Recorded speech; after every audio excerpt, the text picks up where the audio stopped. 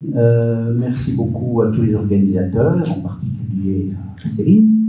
Et ça me fait très plaisir d'être là, puisque je retrouve beaucoup de gens avec qui j'ai travaillé, que j'ai rencontrés, et puis on a un certain nombre de têtes nouvelles. Donc c'est toujours un plaisir, en ricochet, à la fois de faire de la médiation animale, de s'y intéresser, puis après de retrouver les gens qui ont fait. Il y a une forme de complicité. Alors, comme je suis un maniaque de la triangulation, je ne suis pas venu tout seul, je suis venu avec une petite chouette. Au début, je devais amener Gertrude pour ceux qui la connaissent, mais Cécile me l'a piqué, alors je ne l'ai pas. Donc j'ai une toute petite chouette pour me donner peut-être un tout petit peu de sagesse, puisque je dis parfois des bêtises. Donc, on va trianguler, il y aura vous, il y aura la chouette, il y aura vos relations, et moi je vais vous regarder dans vos relations avec cette chouette, comme ça je suis plus tranquille. Alors, cheval de Troie. Ah, oui, c'est dans l'autre sens. Ouais, ok, merci. Donc, cheval de Troie, pourquoi? C'est-à-dire que je me suis, depuis le début, posé la question. Oui, mais pour ajouter aussi, je suis content d'être là, parce que ça fait pile 30 ans que j'ai eu Gadget, le chien d'assistance.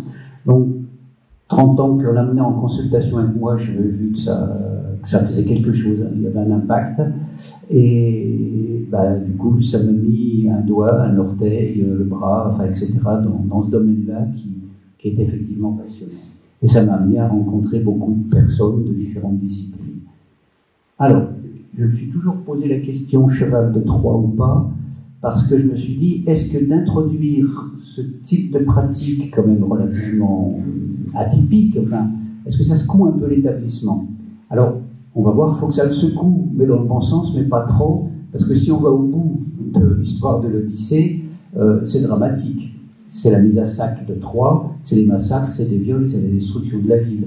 Donc, on doit trouver la bonne mesure, introduire la bonne mesure pour un petit peu interroger l'établissement, lui faire poser des questions et si possible faire évoluer les pratiques, mais pas trop. Et ça interroge les pratiques à tout niveau. C'est-à-dire que le premier truc qui vous frappe quand vous amenez un animal dans un établissement, c'est, vous dites, mais bon Dieu, l'architecture, enfin peut-être pas vous à Esquirol, puisque vous avez peut-être assez d'espace vert ou assez d'espace, mais souvent dans les institutions, nous on intervient dans une école, c'est du béton et du goudron. On se dit, c'est un cauchemar, quoi. Enfin, moi j'ai envie de dire un slogan, une école, un jardin. Parce que si vous ramenez un jardin, il y aura l'écosystème qui va venir, les insectes, etc. Et vous pourrez emmener un animal dans de bonnes conditions. Là où on est, pour faire pisser le chien, c'est tout juste, il faut chercher le mètre carré d'herbe, quoi. Enfin, c'est pas facile. Alors c'est celle du milieu, non? Ah, d'accord. Ok, donc une question pour la journée à laquelle on va essayer de répondre ce soir, puisque on reprend la parole avec Olivier en fin de journée pour faire un petit peu la synthèse. Quelle est la différence entre un psy et un chien? Bon, je vous laisse, vous avez toute la journée pour méditer, et on verra ça. Alors, il y a encore un créneau à prendre, puisque le dernier numéro de Cerveau et Psycho, vous voyez, ils essayent de recenser en santé mentale qu'est-ce qui est vraiment novateur. Et moi, je me suis fait une petite enquête comme ça, intuitive, auprès de 3 personnes. Ce qui est ressorti pour les personnes en santé mentale, c'est le lien, la force du lien. On sait qu'on est des individus grégaires, il faut absolument être en lien. La solitude, en tout cas la solitude, si vous voulez, émotionnelle, et même au niveau de ce qu'on appelle les liens faibles, vous voyez, la boulangère qui vous fait un sourire, etc. Ça, on s'aperçoit que c'est extrêmement important pour la stabilité psychique. Hein. Il y a les amis du premier cercle, mais il y a aussi, et on s'aperçoit effectivement la désocialisation, et il y a quelque chose qui est évident, notre cerveau est un assoiffé de sens. Pour ceux qui s'intéressent aux illusions sensorielles, c'est fabuleux. On peut facilement avoir l'illusion du 6e doigt, de la main en caoutchouc, etc. Il y a énormément d'études là-dessus. Donc les illusions sensorielles, comme le cerveau reconstruit en permanence une néo-réalité, à nous de réajuster cette réalité au réel. Mais c'est une machine à fictionner, et en tout cas dans les illusions sensorielles, ce qui est intéressant, c'est que la personne fait bien l'exercice, mais avec la manip, on lui montre qu'elle s'est trompée, et la personne s'auto-attribue une erreur qu'elle n'a pas faite. Donc on a deux éléments essentiels pour notre santé, c'est effectivement d'être en lien avec les autres, c'est vraiment consubstantiel à notre nature, et je pense besoin de sens. Et à travers ce sens, avoir un sentiment d'utilité. Et moi qui fréquente les hôpitaux depuis une quarantaine d'années, j'ai vu à quelle vitesse se dégradait notre fierté, enfin notre sens professionnel, et ce besoin de sens dont les soignants, dans certaines structures au moins, ont absolument besoin de se ressourcer. Alors, de quoi on parle? Alors, Boris a tout dit, donc on va surfer rapidement là-dessus. Donc, il a donné une première approche. Donc, si on survole dans les idées en France, c'est vrai qu'essentiellement, c'est l'aide au handicap au début, puis après arrivent tous les aspects soins éducatifs, etc. Et récemment, la justice. Bon, et Boris l'a bien détaillé. Simplement pour moi, à travers ma petite expérience personnelle, il y a deux personnes que j'ai rencontrées qui, pour moi, ont été absolument clés là-dedans. C'est Marie-Claude Lebray pour le chien et René Dubersac pour le cheval. Donc, il me semble que ces deux personnes qui ont fortement influencé la communauté francophone et ce qui a pu s'y passer. Et puis, pour moi, voilà, c'est comme on dit en primatologie, les angels, hein, les trois femmes, ben, elles, c'est les deux femmes qui nous ont lancé. En parlant de femmes, le public, vous voyez, est à peu près fidèle à la statistique habituelle, c'est-à-dire, je ne sais pas combien on est, mais 90% de filles à peu près, quoi. Hein, qui est une constante dans la médiation animale, sujet auquel j'ai souvent voulu m'attaquer, mais Boris me l'a dit une fois. Il a dû avoir peur de la théorie du genre, parce que je pense qu'il y a plein d'applications intéressantes là-dedans. Et en amont, mais aussi en aval, dans les conséquences que ça a sur le type de pratique. Et entre autres, un élément qui me paraît essentiel, l'animal, c'est pas qu'un bisounours. L'animal, c'est aussi un potentiel d'agression. Et je pense que ramener un petit peu de testostérone dans le truc peut être utile. Enfin, ça, on va bien avec ce qu'a fait Guy Gilbert avec ses loupards. Il met les jeunes en face d'animaux tueurs. Et il dit ça a un impact sur eux. Parce que c'est des gamins qui à 15-14 ans, ont déjà éventuellement tué ou violé. Et voilà, il ne faut pas être trop donc il y a pas trop dans le coton. Donc il y a ces deux aspects-là. Je pense que si on va faire à des canidés ou même à un cheval, hein, peut donner une ruade, c'est des animaux qui ont des potentiels d'agression. Et c'est consubstantiel à leur nature aussi. Alors, qu'est-ce que c'est que la médiation animale? Pour moi, si je sors sur les définitions, je ne vais pas se trouver, c'est un horizon, un truc de feignant travailleur qui se fait plaisir. Alors ça, cheval de Troie, se faire plaisir à l'hôpital, c'est pas prévu dans le programme. Ça, c'est très subversif, si vous voulez. Travailler en se faisant plaisir et en ayant de bons résultats, c'est pas politiquement correct, mais c'est quand même ce qu'on recherche. Parce qu'on voit nos métiers deviennent plus durs, les relations, c'est plus compliqué. Enfin voilà, on vit dans un monde relativement qui bouge vite et qui est anxiogène, quoi. Et il faut se réadapter. Donc ça recentre quand même la mission dans le relationnel. Et ça nous fait un bien fou. Alors, un horizon, pourquoi? Alors, j'ai le privilège avec Pierre Rybarczyk d'avoir eu une expérience vraiment très puissante. C'est-à-dire qu'on a tous, enfin je pense qu'il y a beaucoup de praticiens ici, on a tous vu des déblocages linguistiques chez des enfants ou des personnes atteintes d'Alzheimer, on a tous vu un certain nombre de trucs, mais cette opération-là, cette action-là, si vous voulez, avec Pierre, elle nous a énormément marqué, parce que ça, c'est une dame qui avait été tabassée par son compagnon, qui avait le cerveau embouilli, les deux hémisphères, et qui était en état végétatif. Et on ne savait pas, et pendant plusieurs semaines et mois, il n'y avait rien qui bougeait. Donc elle allait être orientée vers un établissement accueillant les personnes en état végétatif. Et une seule rencontre avec Tilou, le chien de Pierre, cette personne s'est éveillée. Alors, avec un handicap majeur, avec tout, mais on a pu, à l'époque j'étais chef de service en rééducation fonctionnelle, on a pu conduire la rééducation pendant plusieurs mois, elle a pu revenir à son domicile, bien sûr avec des aides importantes et tout, mais elle n'a pas fini là. Et on est obsédé depuis 20 ans par cette histoire qu'est-ce qui s'est passé, qu'est-ce qui s'est passé pour qu'un kleps allume le regard de cette personne, sa gestuelle, etc., alors qu'elle était vraiment en état végétatif.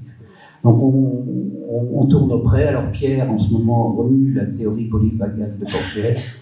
Bon, enfin, on verra ce que ça donne, on en est à réfléchir, mais enfin, ça nous obsède. Donc c'est un peu un horizon. La caractéristique d'un horizon, c'est que plus on s'en approche, plus il est toujours là, plus il recule. Et là, on a un peu l'illusion d'être tombé dans l'horizon, d'avoir atteint. Enfin, c'est bien d'avoir cet horizon et d'essayer de respecter les lois du vivant, c'est-à-dire qu'un programme ou un établissement va être dynamique s'il y a de la variété, s'il y a des ressources, et que si on prend en considération que tout est relié. Tout est relié et on fait évoluer un système. Donc quand on introduit un élément dans un système, fatalement, on fait bouger tous les éléments du système. Ça, c'est extrêmement important. Alors, ce qu'il y a de bien pour vous, c'est que visiblement, votre direction, au moins Skiro est derrière vous. Et ça, c'est important qu'à différents maillons, parce que ça va concerner tout le monde. Hein. L'expérience montre qu'on amène par exemple un chien de la service de rééducation ou un chat, comme on a eu, ça concerne aussi bien la blanchisserie que les cuisines, que indirectement, il y a plein de trucs qui se passent, que où sont les poubelles, etc. Alors, donc, l'avantage, alors un truc de feignant, pourquoi? Parce que regardez là, on triangule, on se met dans une position, puis on regarde les deux autres bosser. C'est pas mal. Hein, on dit c'est pas mal. Mais il faut pouvoir rendre ça possible. C'est-à-dire que pour pouvoir être feignant, il faut être effectivement extrêmement travailleur. C'est-à-dire qu'en amont, bien sûr, il faut construire son cadre. Alors, je m'excuse, ça fait une révision pour ceux qui ont déjà fait tout ça. On fait un cadre avec des paramètres de perméabilité, on est dans un système et on tient compte d'un certain nombre de choses. Alors, X, ce qu'il y a de bien aussi, c'est que ça réintroduit de l'incertitude, hein, un peu de sérendipité, un peu de hasard. Dans ce qu'on fait, c'est pas toujours prévisible, on est dans le vivant. Et quand ça veut sourire, on approche l'horizon. Hein, donc on s'était fixé, et il se passe des choses effectivement étonnantes. Mais pour qu'il se passe des choses étonnantes, et c'est pour ça que cette observation nous intéresse beaucoup, il se passe des choses qu'on n'aurait pas imaginées. Moi j'ai vu un programme avec un chat, dans un autre service de rééducation, avec Prozac. Ce fameux Prozac faisait des choses que, analytiquement, on n'aurait pas fait, ou on n'aurait pas pu lui apprendre. Vous voyez ? C'est-à-dire qu'avec les négligences corporelles, qui est quelque chose d'extrêmement difficile à rééduquer, il faisait exactement ce qu'on aurait voulu qu'il fasse dans l'idéal, dans un horizon. Mais il le faisait sans qu'on lui ait rien demandé, puisqu'il était simplement admis là, et il allait faire des trucs autour des gens. C'était très étonnant ce qu'il faisait. Donc, si on veut pouvoir laisser vivre ça, il faut un petit peu se mettre en retrait. Mais pour pouvoir se mettre en retrait, il faut se donner les moyens de pouvoir. Donc, il faut bien préparer son affaire. Alors, une institution, il ne faut pas oublier que c'est un lieu de pouvoir, hein, et de lutte, hein, et que c'est un système vivant constamment en échange. Donc, il faut des flux entrants et des flux sortants. Et que tout système vivant, c'est ce qu'appellent les scientifiques des structures dissipatives, il faut qu'il y ait des flux, il faut que ces flux soient bien réglés. Pas trop peu. Hein, et ça pose vraiment une espèce d'identité, d'unité primaire essentielle à tous les organismes et à toutes les institutions. Donc ça, c'est pas à perdre de vue. Alors, on va aborder rapidement quelques points. Un petit référence à la image, c'est intéressant d'avoir plusieurs regards. Et cette image m'avait intéressé parce que je vois un livre de Pascal Quignard, l'image qui manque à nos jours, et il reprend cette image-là, et très Pascal Quignard, le tombant, l'homme tombant, comme le passant du temps, et tout ça très beau. Et puis, en même temps, sort un livre de Michel Jouvet, rhinologue, et Michel Jouvet, son interprétation, c'est de dire « ça, c'est un homme qui rêve ». Et pourquoi? Parce qu'il est en érection. Je dis, c'est vrai que c'est Jouvet, c'est bien. Donc, deux regards différents, un regard littéraire, un regard scientifique, et on va croiser des données. Je me suis aperçu que souvent, quand on analysait à plusieurs personnes de disciplines très différentes des films ou des actions de médiation animale, chacun allait y voir des choses. Et ça, c'est très intéressant quand on peut faire des regards croisés, et pas mal. Il reste combien de temps? 5. Alors on va y aller assez vite, on va y aller à la hache. Donc si vous êtes rêveur, tant mieux, vous êtes invertébré, à nommer au terme. Par contre, je ne vais pas détailler, mais il y a une question que je poserai à Fabienne ou aux personnes qui sont dans la salle tout à l'heure, c'est que pour moi, l'équipement neurologique des non nommés au terme ne permettait pas d'expression émotionnelle très riche, enfin vraiment minimale, et très peu de plasticité cérébrale. Or, régulièrement, j'entends des chercheurs parler des émotions des poissons, tout ça. Alors je me dis, est-ce que c'est un abus de langage, ou est-ce qu'effectivement on a des fondements? Parce que j'ai regardé un petit peu, enfin, ils n'ont pas l'équipement neurologique pour, normalement. Alors, et c'est vrai que d'un autre côté, j'étais trop radical, il y a bien quelque chose. Il y a bien quelque chose qu'emprunte, il y a bien quelques neurones qui vont permettre de mémoriser, d'apprendre, mais c'est limité quand même. Donc ce qu'il y a de bien, c'est que si on est un nommé au terme rêveur, on va être un cousin très proche des oiseaux et des mammifères, et on va partager avec certains, en tout cas, des codes communicationnels et des codes de ressenti émotionnel. Et c'est là-dessus qu'on va surfer avec les principaux animaux avec qui on va travailler. Mais si on élève des phasmes, ou si on travaille avec des escargots, ce qui est tout à fait possible, ben, on va être différent, on va être dans des mécanismes projectifs. Alors, votre pensée est-elle incarnée? Alors là, on est en plein dedans, donc moi j'aime bien Damasio, parce que alors, le message principal qui a été retenu de Damasio, c'est que les émotions modulent la cognition. Donc on s'intéresse énormément au statut émotionnel des gens, puisque effectivement ça va stabiliser leur pensée. Alors moi qui ai une lésion médulaire quand même assez haute, je suis quand même très sensible aux messages complémentaires. C'est les marqueurs somatiques, c'est-à-dire que c'est l'expérience corporelle qui va valider ces émotions. Et ça, c'est extrêmement important pour moi, parce que quand moi, s'occuper de l'esprit, ben, c'est s'occuper du corps. Enfin, c'est s'occuper aux 3 niveaux, si vous voulez. C'est jouer un accord avec toutes les notes de l'accord. On ne fait pas isolément. Et cette qualification corporelle est vraiment essentielle. Et alors, où on a... Et ça marche dans les deux sens. Hein. C'est-à-dire que les pensées vont influer le fonctionnement corporel. Le fonctionnement corporel va influer les pensées via ce passage obligé au niveau des émotions.